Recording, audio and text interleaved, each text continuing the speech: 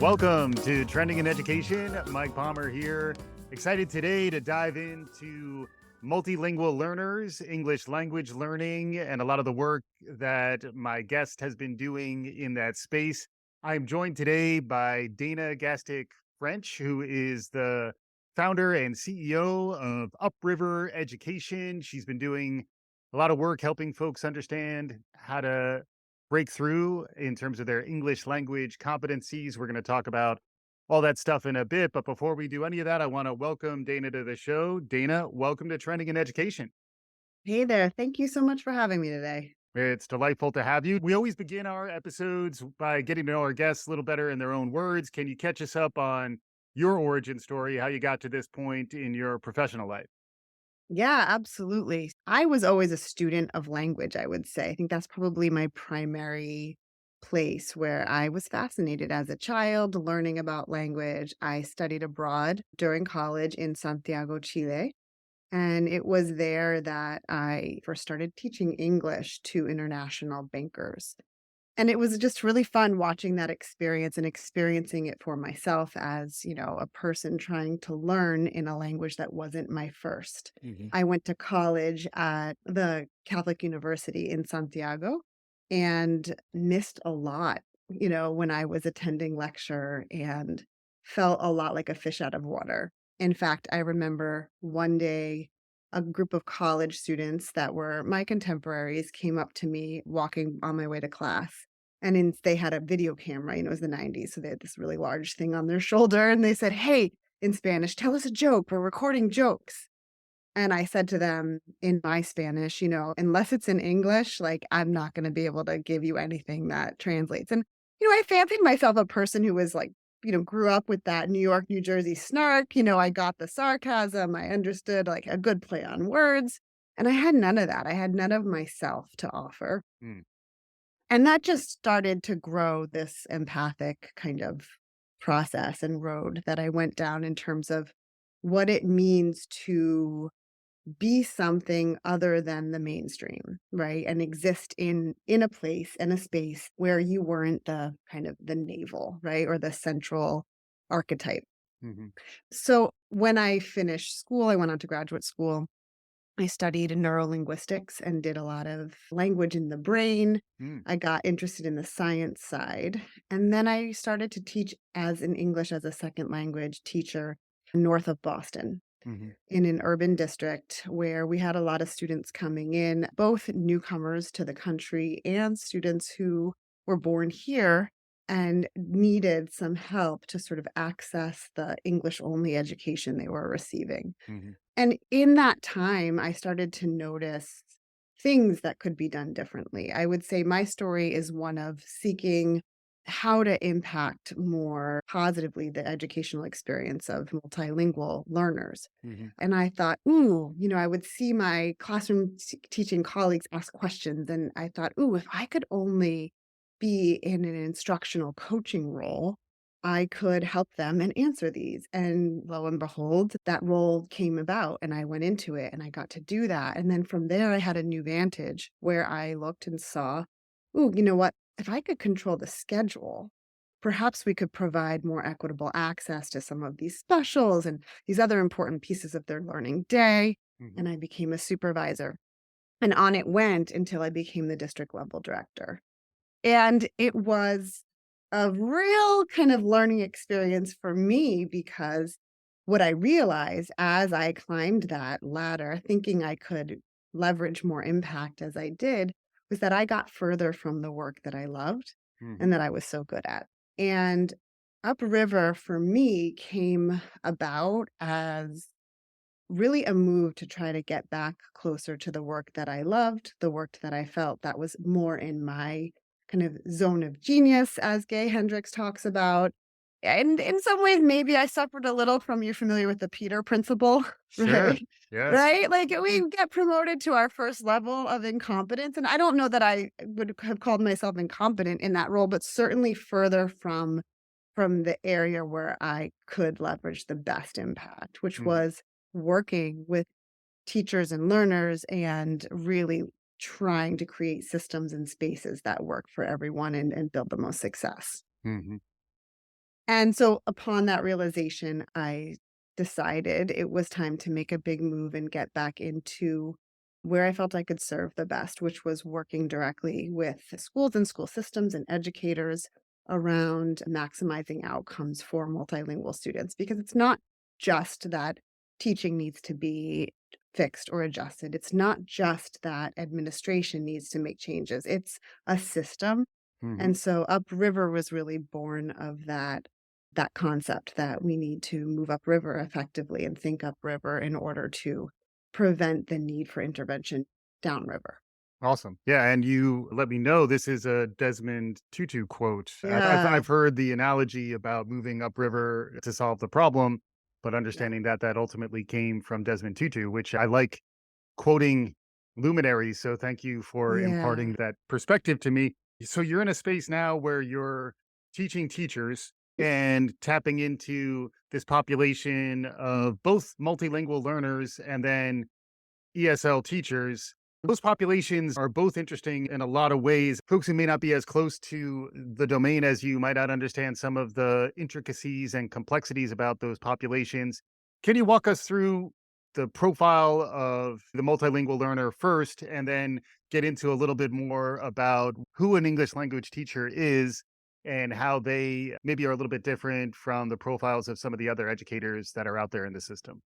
Yeah, absolutely. So, a multilingual learner, and I think education in general, we're jargon centered. The name with which we refer to this population has shifted a lot. And that comes out of our growing awareness of asset based thinking. Originally, we referred to many students who were here learning English so that they can access content as limited English proficient. And I'm sure your audience can understand that defining someone by the word limited might not, be super beneficial, right? Mhm. So as we move into a more asset-based approach, the name has shifted. They've been, English learners, multilingual learners. You'll hear emergent bilingual, emergent multilingual. Mm. And really, that's growing out of a goal for multilingualism as the gold standard. As we know in the professional world, to be multilingual is a true gift. There are cognitive benefits to multilingualism. Cognitive disorders stave off a lot longer in multilingual individuals. There are greater levels of empathy recorded in multilingual. There's a lot of real solid research out there about the benefits of multilingualism. And And so we just want the name to reflect that. there's a lot of movement now to introduce multilingual learning at a Yes. pre-K, early childhood education, where, to your point about being asset based in the thinking, children who are growing up, in America, but maybe English is not their first language at home, are actually developing skills and competencies that primarily English speaking kids are now getting added to their early That's right. childhood education. It's an interesting example of where that acid based shift has actually taken place to some extent. Mhm. Yeah, and what we're seeing now is where those 2 worlds used to be quite siloed. We saw, this real strong interest in world languages, and then we would see students, multilingual students that kind of kept from access to world language courses because they needed to develop English at that time, for example. Yeah. Whereas now there are a lot of movements around seals of biliteracy many states are taking on to really celebrate and look at it from both ends, right? Where Hmm. we say, yeah, monolingual English speakers need access to world languages, and we need to maintain and celebrate and support the home languages of multilingual students while they're learning English and not see that as a barrier so much as opportunity. Hmm. And then what about the ESL teachers, the population that, you grew out of and now you're Yeah. getting back in touch with them with the work you're doing at Upriver? Yeah, so I support 2 populations of teachers primarily. The ESL teacher who's gone into this field typically explicitly to help multilingual learners to gain those keys to access the content, which in an English only system would be the English. And the content classroom teachers who, for the majority of their day, have these students in front of them. And typically, depending on state regulations, but typically they have to do what we call sheltering their content. So, let's say I teach seventh grade algebra, I have a student who's learning English in my class. They're with me because I am the content teacher, the expert in that. And that's where they should be, right? Because they should be hearing content from an expert. Mhm. But what we do is help that teacher develop an awareness of the language they're using as a vehicle to Mhm. their content. Mhm. They like to say all content has a vehicle. When I was a student in Chile and taking art history, Spanish was the vehicle and images in the slideshow, of course. But in an English only school system, right, there are dual language systems where that's an exception, but in an English only system, English is the vehicle. So the content teacher may not have been necessarily trained to identify the language they're requiring the student use to comprehend and to demonstrate their understanding of content. So we Mhm. help them to do that so that they can bridge more connection to the content for the student. Mhm. And then we also work with ESL teachers and teams around really clarifying their role. I find there's a lot of confusion in the roles of teachers. Often we see ESL teachers chasing content to try to keep students afloat rather than giving them those English skills because they feel, that they need to do everything in their power to help students keep from falling behind. And then we see content teachers not necessarily clear on how they can be a teacher of language when they don't feel necessarily that they have the training to do that. Mhm. Yeah, and then to your previous point about jargon, another trend that I've noticed in education is this idea of siloing where that's not Mm, my job, that's someone else's responsibility. right. So the idea that ultimately it's a bit more of a team teaching model is the aspiration here, I would imagine, where the English language learning teacher, the multilingual learners are getting Mhm. access to the dedicated focus of actually acquiring the English skills from the ELL, ESL teacher. But then on the Mhm. other side, the quote unquote regular teachers who are just teaching the content and may be monolingual. Is that the term? Yes, actually, Yes. look at you, Yes. Yeah. girl. Yeah. So they, You they got may, it. they may be monolingual English speakers. They are at least taught the awareness that their audience does not include exclusively English speaking students or English as a first language. And that's like a elevating of awareness. And best case, they're able to partner more effectively, Yeah. work together. And then I imagine there's also an administrative facing component to what you're doing where folks who are responsible at a school or a district level or even a state level, this has got to be a challenging set of responsibilities that they have to figure out how do I Mhm. develop a program? How do I implement it in a way that makes sense? And that's ultimately where those folks would be reaching out to you to help understand how do we solve this problem and then implement the programs to help your educators. That's exactly right. We're working in one district right now who requested a program review. We submit what are called LAU plans, which basically is the English learner education plan on a variety of aspects. So I look over that for them. But a lot of what you're talking about, we focus on deeply, which is really this parity around like that shared responsibility and shared ownership of students. And trying to get ahead of what I love to call the misses, right? The misconceptions, the miscommunications, the misunderstandings that teacher to teacher, administrator to teacher have when their roles are not clear. Mm. I think effective collaboration is something that is not necessarily explicitly addressed in education or exhaustively addressed or practiced. Mhm. And this goes well beyond the field of multilingual learner education. To your point, siloing exists in social emotional learning, right? Yes. When that's something that naturally needs to exist in all spaces, right? Special education in our specialties, right? Where there are so many places where effective collaboration could actually put us sort of together as gears in a system that really do line up well.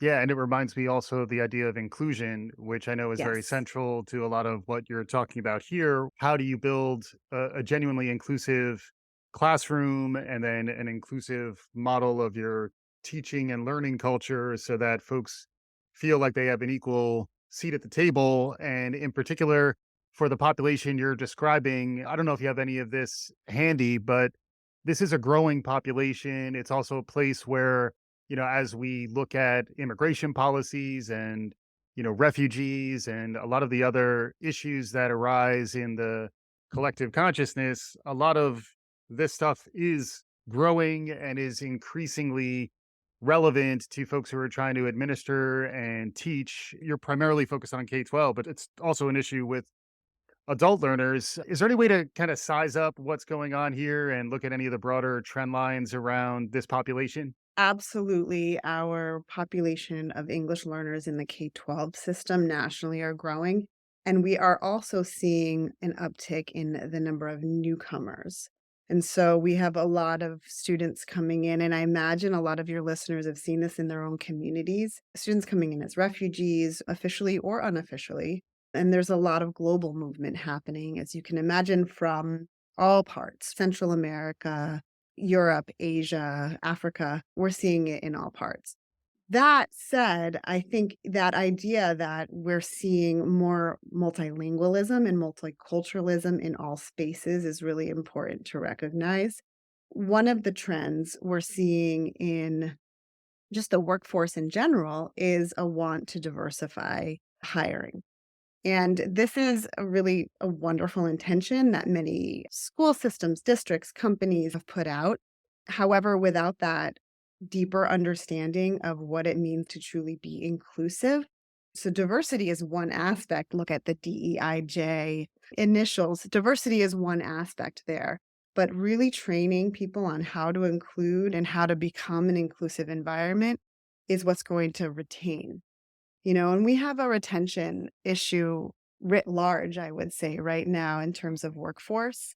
And we can do harm if we make an initiative to hire multilingual, multicultural individuals, and then we don't support their success. Hmm. So that is an area that I think is growing a lot and needs our attention. Yeah. And the related letter in these acronyms is the B for belonging, and the sense that the students actually feel connected to the class. One thing that I've heard a lot about, and I'd love to get a little more of your perspective on, is students who are really the only English language speaker in their families and Mhm. how that relationship goes. Because one trend we've seen a lot, particularly since the pandemic, is how much parents have been pulled into the educational journey of their children, parents and caregivers, in ways Mhm. that we hadn't really seen before. And I imagine there's a level of sensitivity. This all ties to cultural sensitivity as well, which is another massive Mhm. trend that I'm sure you have a lot of experience with. But what's it like trying to help teachers understand how to reach the students, but then also connect to families and cultures that may be different from what they're used to? Yeah, so Dr. Zaretta Hammond, who wrote Culturally Responsive Teaching in the Brain, often talks about this concept of widening your aperture.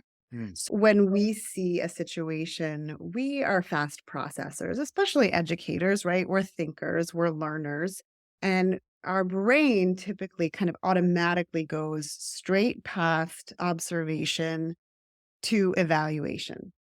And so if we see that a parent is not supporting a student with their homework at home, for example, or their online learning, our brain very quickly and very naturally can go to judging that against our own cultural norm mm, and what we know, right? And so if you think of the brain as the hardware, the culture is the software. We've mm, all been loaded with a different culture. And we're not necessarily aware of that deeper layer of culture. But that information that this parent is not involved is causing us to draw an evaluative conclusion about whether or not they care about education, mhm, their interest, their level of support. yep, And so by widening that aperture, what we're really doing is pressing a pause at the observation level and saying, what could this mean? Because in reality, that could mean a variety of things. You brought up one important point.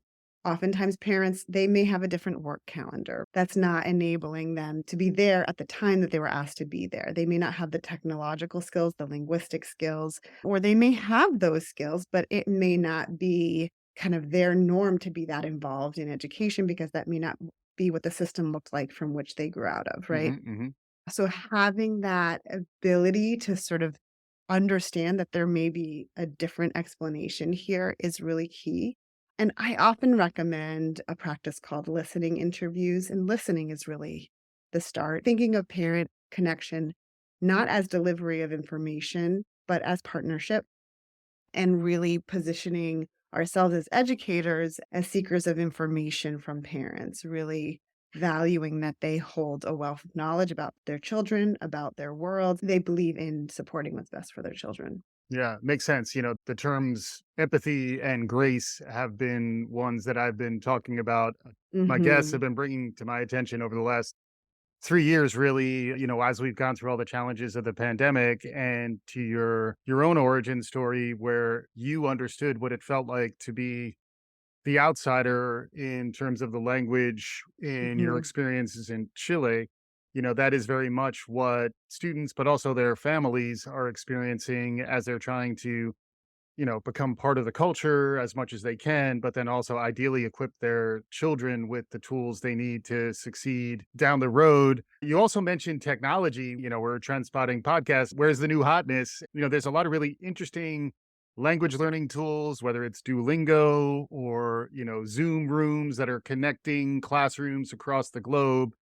Anything you're noticing in that space over the last few years? It does feel like there's been maybe some widening of the aperture on that front as well that is opening up some potential. And then obviously, technology is not a silver bullet and frequently it brings its own challenges. I'd be really curious from your perspective as an expert in this domain. How are you thinking about technology? What do you see as the upside and maybe some of the potential risk there? Yeah, there are both for sure. What I'm seeing are school districts with whom I'm working are starting to question, or not question. Maybe it's about building empathy for themselves, right? And allowing space to say, is how we're doing this how we should continue to do this? And around technology, that becomes a big question, especially when we talk about communicating with families. So oftentimes we establish as a district a communication protocol, right? We only communicate via email. And then we also provide voice phone calls when there's an emergency via this, calling platform.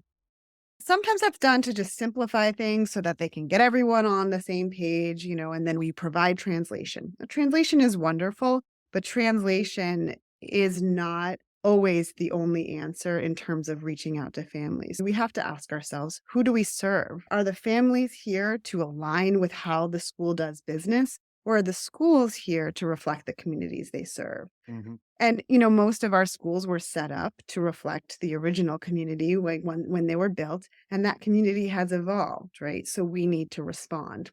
Mhm. So in terms of technology, this is one area where we've seen a lot of opportunity for meeting parents and families where they are. There are a lot of texting apps. Talking Points is one example that will actually lean into the phone-based culture of many immigrant families. So you can imagine if you're coming over from another country, you may not actually have, depending on whether or not their job is computer facing, access to an email platform can be more challenging, and just cultural kind of preferences, right? Mhm. So those apps actually, the teacher or administrator, the educator can send the message in English and the parent can receive the message in the language that they prefer. Mhm. And they have many. So the technology there is incredible. I send it in English, you receive it in Arabic. You respond in Arabic, I receive it in English. Mhm. So I really love that technology. That said, you asked about pitfalls. Machine translation has come so far since I started over 20 years ago. You used to be that if you Google Translate, it's something you really had to look out. Now there are so many incredible platforms, and most of the time they do a great job, but it is a pitfall to rely on the machines. We do need human contact, and sometimes we utilize those machines or those translation efforts to sort of create a divide unintentionally between ourselves and those families. So I recommend, if you're using even a human interpreter for a phone call, get on the phone too Mm. and have the interpreter there as the intermediary. Don't say to the interpreter or the liaison in your building, please call home and Mhm. tell them that, Johnny's not behaving and la, la, la, la, la, because there's going to be follow up questions and you want to be the one to build that relationship. And it's all about finding those real human connections, utilizing the technology as an additive tool and not a replacement. Mhm. Yeah, it's interesting as you're talking to it made me think of the paralinguistic element to communication, signaling that you're listening and actually Mhm. intoning your voice in a way that is empathetic. You piqued my interest when you talked about the neurolinguistics that you Yeah. studied. A lot of this stuff is about building that foundation of trust and connection, psychological safety, and empathy. Without that foundation, you can't really build meaningful learning systems. Is that something that you have experience with? Is there any insight you could share with us about that? Absolutely, yeah. Brain science is just is a love of mine, and I really took a deep dive into that. If anyone's looking for a fabulous book, I would read The Man Who Mistook His Wife for a Hat by Yes. Oliver Sacks. Have you read that? Mhm. It just really shows you, all of these potential ways that the brain can miswire, which reveals what the brain actually does. Mhm. But one of the pieces that you brought up is so important is this relationship between trust and learning. And our culture is designed to keep us safe, to keep the world predictable. And when we work across cultures, then the things that we would naturally predict to happen may look different because behaviors are trend differently, right? And they Mhm. Mhm. develop differently. There's no right one or wrong one. However, if for efficiency's sake, our brain has decided that this one is right. And the danger of that is that when you see someone responding through the lens of a different cultural programming, Mhm. that sort of reptilian brain, as they call it, that lower level brain can really get on alert. It's like a bot scanning for some kind of a threat. And when that bot says, oh, threat detected, then it shuts those steel doors of learning down. Mm. And the other piece, that next level brain, the limbic system, is the place where both our emotions and our memory systems are housed. Mhm. And to me, that's a beautiful connection. And it shows you just how important emotional regulation, trust, all of those pieces are to facilitate learning. Mhm. And if we can't get through those, we don't ever get to that neocortex, which is that human capacity for intellect and where the real learning and evaluating and analysis can happen. Mm. All of this, when we talk about students who we want students to listen, right? If they would listen, then they would, be able to learn. Well, what we know from the brain is that we comply, we listen for two reasons: connection or fear. Mm. So teachers, parents, right? Anyone, coworkers, colleagues, right? We have two choices. And you can think of an example, I'm sure, with your own child, right? If you Mhm. want your child to listen, they're going to do that either because they feel connected or they feel fearful Mm. of a potential consequence. Mhm. We're wired for connection, so we, Mm. we can lean into that. But we just have to understand that, when we're programmed differently with our own different culture and language, it takes a bit of empathy in order to recognize it may look differently. Yeah, and some intention to seek out that difference and not immediately assimilate it, more seek it out so that you can understand it and welcome it. A lot of really interesting connections between this space and the DEI and inclusive leadership, a lot of that stuff that is also very much an emergent trend. We're gonna have you back on the show because a lot of this stuff is super interesting, especially the brain connection. Yeah. That in and of itself, I think would be worth some follow up. But as we're getting closer to concluding this conversation, are there any other emerging trends, anything out there in the world around you that you're noticing that our listeners might benefit from? And keep in mind, it's a pretty wide cross section of listeners. They may not be deep into the world of English language learning, but I think there's a lot that we all can draw from by understanding your experience a little bit better. What's out there in the world that's capturing your attention? So one of the pieces capturing my attention is this tendency towards mapping different skill sets towards our own field, right? Hmm. So, a lot of what we're seeing is that the world exists in patterns. And when I look at, for example, I had a great conversation with a mental health educator recently. We were talking about their framework for the Castle competencies for social emotional learning. Sure.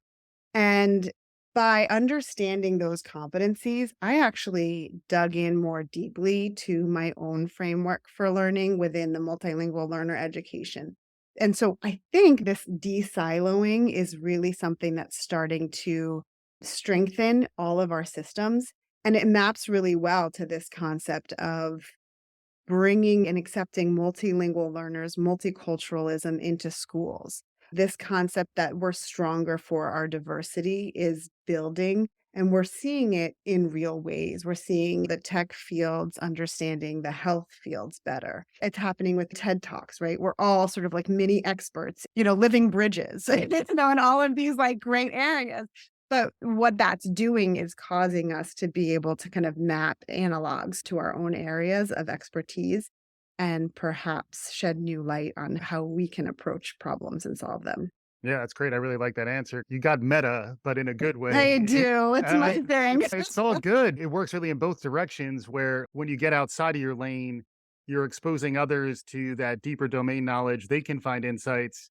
And also when you start to find that the same things are relevant across the silos, those are the macro trends. Those are the aha moments where you can really see both empathy and meaningful innovation and breakthroughs Right. happen where you're like, oh, just take this from over here, apply it over there, bada Mhm. bing, bada boom. Hopefully something new emerges. Amazing stuff. We've been talking with Dana Gastic French, who's the founder and CEO of Upriver Education. It's been wonderful having you on the show. As we conclude, I always like to give my guests a chance for some takeaways so that as folks head back to their lives, they have a few morsels of knowledge to chew on as they go back to their everyday. What are some takeaways based on the conversation that we've had today?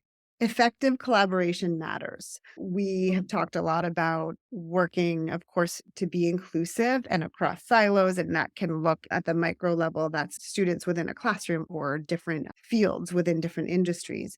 Evaluating oneself with empathy around how effectively am I working? How collaborative am I? Hmm. That is an area that I think is required, that self reflection around that area. Hmm. And then the other piece for me is really writing down your role and getting really clear on your own personal goals in terms of your work or your life, whatever it is, in whatever structure you're existing.